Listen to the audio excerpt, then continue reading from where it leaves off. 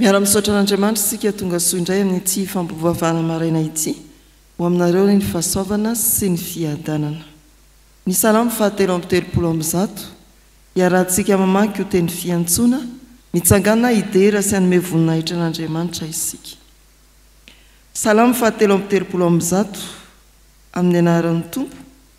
Endre tsara sady mahafinaritra raha ny mpirahalany miara-monina tahaka ny dililo tsara miloha izay mitsororoka misomotra dia misomotra iaroana, izay mitsororoka morotongotra akanjony tahaka ny ando amin'ny hermonina izay milatsaka amin'ny tendrombohitra ziony fa voadidiny Jehovah eo ny fitahiana dia fiainana ho mandrakizay. Amen. Hivavaka isika. Endre ny fifalianay Andriamanitra satria no tao aminao izahay no tantaninao ary vory eto an-tranonao indray amin'ny ity maraina ny latsinainy faraika ambin'ny folo ny volana aogositra ity. Hifampahery izahay fa handray hery avy aminao koa satria osa sy malemy mitalao ny famelan-keloka avy aminao ary manantena ny fanahy masina eo anivo ny fiangonana hitarika azy amin'ny famakina ny soratra masina sy ampandre azy ny afatrao mba ho tonga fiainana ary indrindraindrindra ahafahana miatrika ny fijoroanay ho vavolombelonao eo amin'ny andavanandro mpiainanay. Naiza naiza misy olona mivory amin'ny anaranao roa na telo aoka ho eo afovoany ianao. Amin'ny anaran'i Jesosy. Amen. Matthieu toko fahavalo amby folo manomboka eo amin'ny andininy fahadimy amby folo hatramin'ny faharoapolo. Matthieu toko fahavalo amby folo andininy fahadimy amby folo hatramin'ny faharoapolo. Amin'ny anaran'ny Tompo. Ary raha manota aminao ny rahalahinao dia mankanesa ny aminy, ka rehefa mitokana ianareo roalahy dia asehoy azy ny fahadisoany.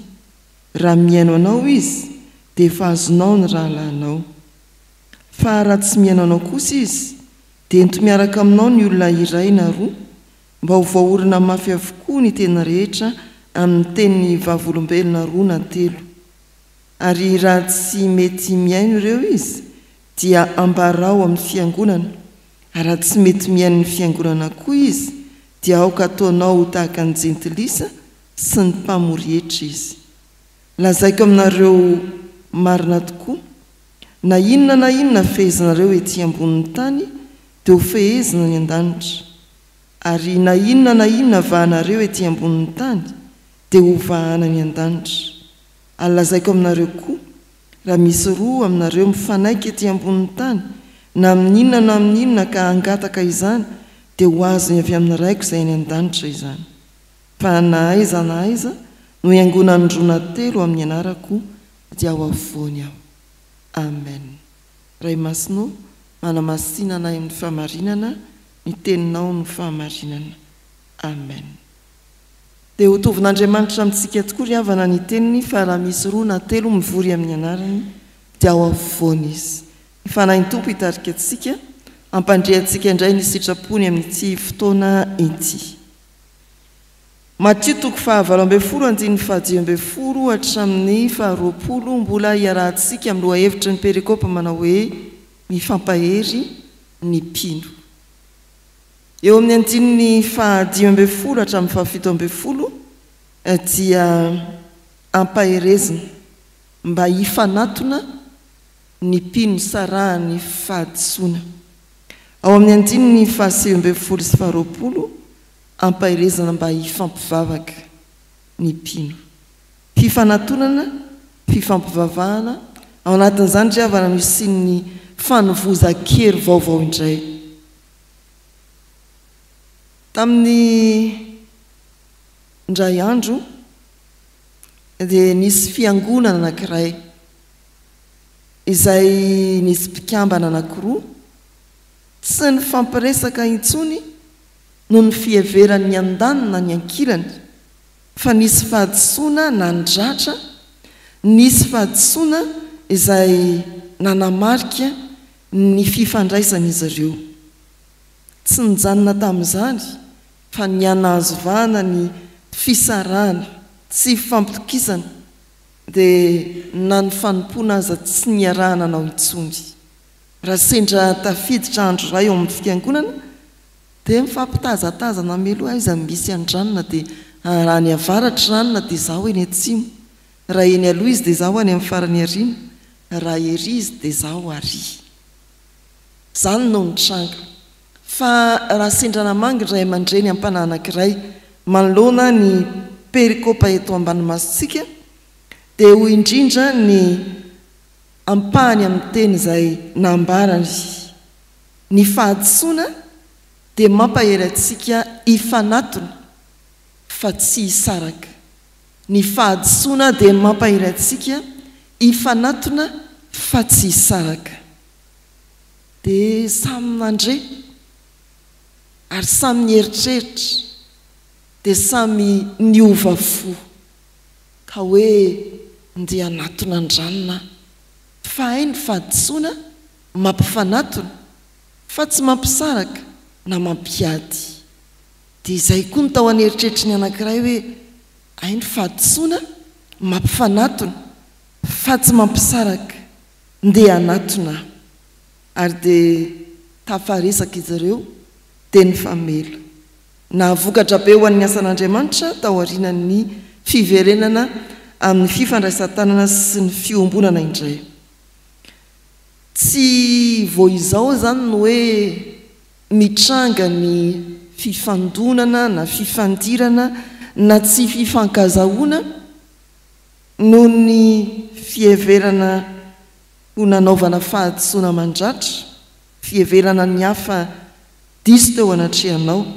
Efa tamin'ny andron'i Jesosy Kristy no nisy zany hoe eritreretana hoe diso teo anatrehako ranony ka dia aleo samy vita.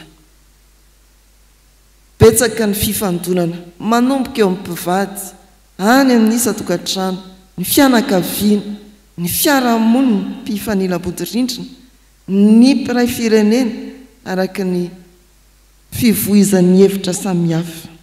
Ry havana malala, ny fanontaniana dia tsy ny hoe maninona ny miady ny olona, fa ny fanontaniana dia ny hoe ahoana ny ahafahana mandravina indray ny fihavanana, ahoana no ahafahana mifanatona indray. Zany no tolo-kevitry ny soratra masina manoloana antsika eto ry havana. Mifanatona, mifampivavaha. Matthieu 7:20 hatramin'ny 7:10. Hoy ny soratra masina ny anaran'ny Tompo: raha manota aminao ny rahalanao dia mankanesa ny aminy, ka rehefa mitokana ianareo roalahy dia aseho azy ny fahadisoany. Raha miaino anao izy dia efa azonao ny rahalanao, raha tsy miaino anao kosa izy dia ento miaraka aminao ny olona iray na roa, mba voaorina mafy avokoa ny teny rehetra amin'ny tenin'ny vavolombelona 2 na 3. Ny toyiny, raha mbola tsy miaino izy dia ambarao amin'ny fiangonana, ary raha mbola tsy miaino ihany izy dia ataovy tahaka ny jentilisa sy ny mpamorietra. Mifanatona manoloana ny fahadisoana. Fifandraisana kristiana ry havana dia ifampaherezana amin'izany atao hoe fifanatonana raha misy ny fahadisoana izay hita na heverina fa nataony andanina ny ankilany. Tsy fanoliana ka hoe anzatsy aleo samyzao zay mampilamina anay, teny zany ve? Aleo samy mipetrapetraka amin'izao fa zay mampilamina anay, tena mampilamina ve le samy miatakataka? Avahatra sy atsimo aloha sy ariana, atsinanana sy andrefana. Alalino hoe efa mba nisy olona nyteny taminao ve hoe manana olana amindranona ara-pihavanana? Fa aleo samy makao azy, aleo aloha samy mangatsitsika eny. Zany ve ny ambaran'ny soratra masina? Soratra masina tsy manao hoe samy mola akasaina, fa ahoana ho izy? Raha manota aminao ny rahalanao dia mankanesa ny aminy. Tsy hoe samy makasaina fa mifanatona. Arak'ilay santionany afatra niankina tamin'ity soratra masin'ity manao hoe ny ady dia mampahery antsika hifanatona fa tsy hisaraka. Ny olana ara-piarahamonina, ny fahadisoana izay mety pitranga eo amin'ny fiarahamonina dia mampahery antsika hifanatona fa tsy sarabazana. Ifanatona midika hoe miresaka mivantana amin'ny fitiavana, mikatsaka ny anarenana ny fahadisoana sy ny tsinety fa tsy fanamelohana sy fitsarana. Mifanatona dia maodingana tsy kelikely mba iverina indray amin'ny fihavanana. Ao anaty ady-hevitra na tsy fifankazahoana ry havana dia amin'ny fotoana ankehitriny, amin'ny alalan'ny tambazotra sosialy, amin'ny alalan'ny SMS no ifampiresahana, tena mifanatona ve izany? Amin'ny alalan'ny fitaovan-tserasera samihafa no ifampitana ary matetika dia fifanaratsiana, fifandosoana. Tsy ianao ny diso, tsy izany diso fa ianao. Any Genesis 3 ihany no mijanona isika zanak'olombelona, eny fa na dia isika kristianina azy. Mitady izay hoelohina sy ho disoina ao anatin'ny disadisa mpiaramonina. Tonga hatrany amin'ny menarana ilay fifanomezantsiny ao Genesis 3. Ny vady nomenao namako, manome tsiny an'Andriamanitra, manome tsiny ny vady. Fa raha vehivavy indray nanao hoe ny menarana, mitady izay ho disoina foana ao anatin'ny disadisa na ny olana ara-piaramonina isika zanak'olombelona. Ity soratra masina ity dia mitaonantsika hifampahery ao anatin'izay mety fahadisoana ny tranga na no hitsoina ny fifandraisana sy ny fihavanana. Aza maika ampiasa finday, aza maika anafatrafatra fandeha mifanatona ary mifampiresaha. Ny olana ara-piaramonina, ny ady ny fahadisoana dia mampahery antsika tsy hisaraka na hifampiataka fa hifanatona. Ny faharoa ry havana, mifampahery isika ary ao anatin'ny vavaka no androvizantsika ny hery. Mifampivavaha. Ny 9:20 sy 20. Zao ny voasoratra amin'ny anaran'ny Tompo. Lazaiko aminareo koa raha misy roa aminareo mifanaiky ety ambonin'ny tany, na amin'inona na amin'inona ka hangataka izany dia ho azony avy amin'ny raiko izay eny an-danitra izany. Na izanaiza iangonan'ny rona telo amin'ny anarako dia ao afovoany aho. Ary tsara ny teny hoe ao, fa tsy eo, ao afovoany aho. Izany hoe miditra ao anatiny ny Tompo. Ny vavaka iraisana dia tena mandrava ny fisarahana, mampiray fo sy saina. Ny vavaka iraisana mampahery ny finoana, mampahatanjaka ny finoany tsirairay izay miara-mivavaka, ny vavaka iraisana, ary mahatonga ny fisehoan'Andriamanitra ny voninainy sy amin'ny heriny eo afovoany. Izany no ambaran'ireto soratra masina reto. Mampiray fo sy saina, mampitombo ny finoana, ary mahatonga n'Andriamanitra aneo ny heriny sy ny voninainy eo afovoany. Ry havana malala rehetra ao amin'ny Tompo, fa indrena malagasy maro no ambaran'ny fomba mpitenenana milaza ny firaisan-kina ho hery. Ary soratra masina be dia be no miteny amintsika fa ny fampitondrana ny mavesatra dia hery ho an'ny tsirairay ao anatin'izany fifampitondrana izany. Izany koa mbola mafisin'ity soratra masina ity, mifampahery antsika mba hifampivavaka, fampitondra izay mavesatra, miara ory amin'izay ory, miara mifary amin'izay mifaly.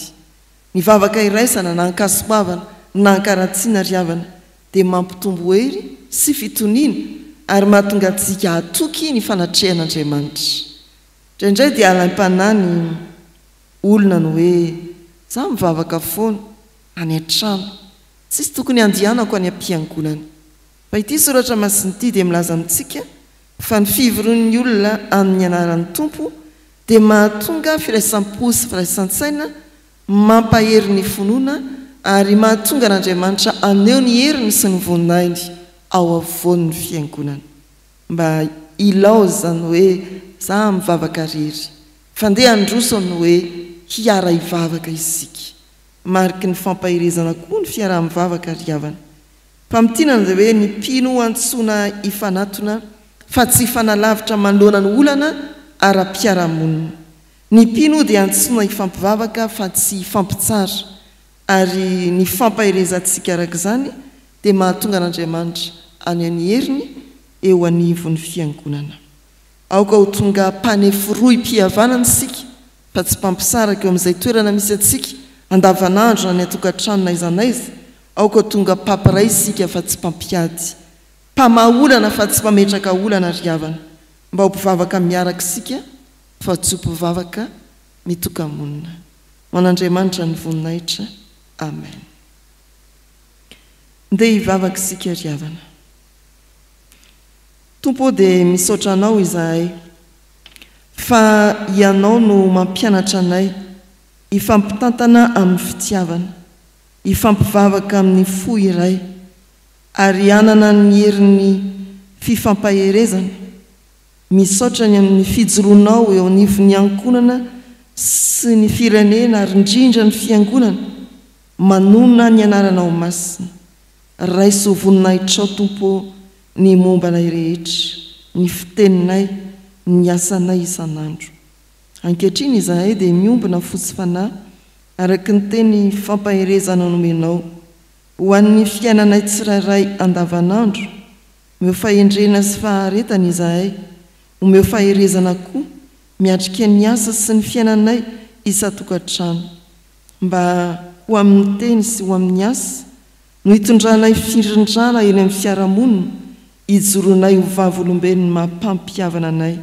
miaraka aminao Jesosy Kristy ho an'ny ankonanay sy ny trangam-piainana na mora na misarotra na ankasoavana ankaratsiana ampio izahay hifankahazo hifampitantana amin'ny fotoana rehetra ao anatin'izany ho an'ny fotoam-pialan-tsasatra arovy ny famovozana eto amin'ity tanindrazana ity indrindra amin'ny ankamaroan'ny lalana tena ratsy meo fandriam-pahalemana sy fahendrena ary fahamalinana ny tsirairay avy ho an'ny firenena sy izao fotoana fandraisam-bahiny izao arovy tompoan'ny vahoaka omeo hery ny mpitondra ary ampio izahay tsirairay avy mba samy andrainy andraikitray aneo ny fitiavana mampandroso vahiny araka ny teninao ho an'ny fiangonana indrindra ny synode lehibe FJKM mba ho fivoriana ianona sy anekena ny feonao Andriamanitra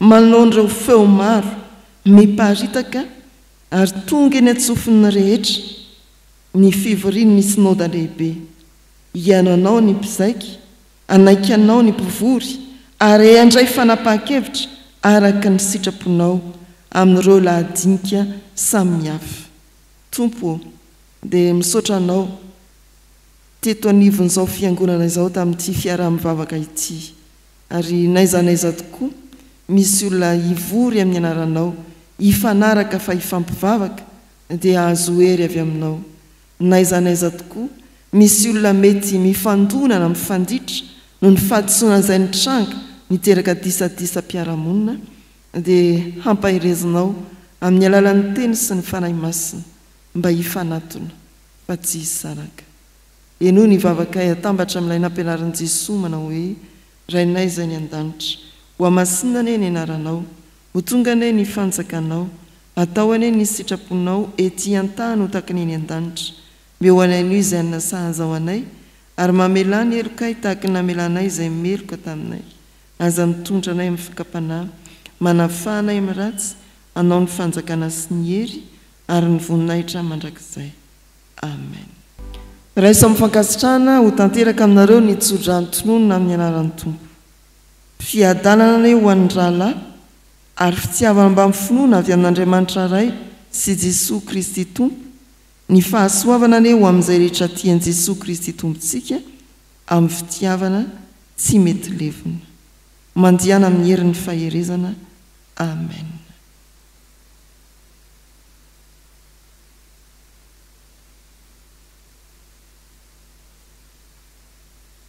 ho an'Andriamanitra irery ihany ny voninahitra amin'ny anaran'ny Ray sy ny Zanaka ary ny fanahy masina. Amen.